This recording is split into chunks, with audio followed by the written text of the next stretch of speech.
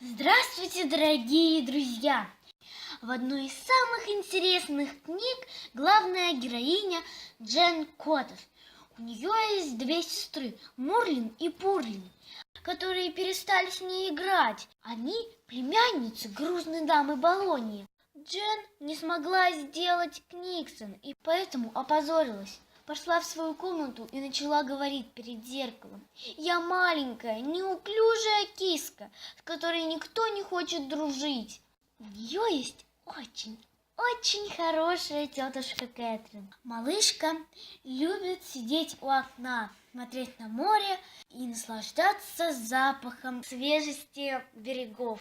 Один раз она написала, что уйдет на поиски своего отца, и она ушла. В самом начале у нее были трудности, и она попала на корабль «Коты и котлета». Этим кораблем управлял Тит-Сен Великолепный, который был очень несправедливый. На этом корабле ей предстояло выдержать шторм, и один из героев помог ей. Матрос Джонни Воробушек.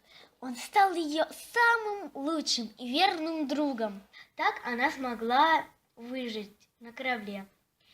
На другом из них она стала капитаном, и у нее было много приключений. Хотите побольше приключений, волнения и чтобы все закончилось хорошо? Читайте книгу Ани Амасовой «Пираты Кошачьего моря» и волнуйтесь вместе с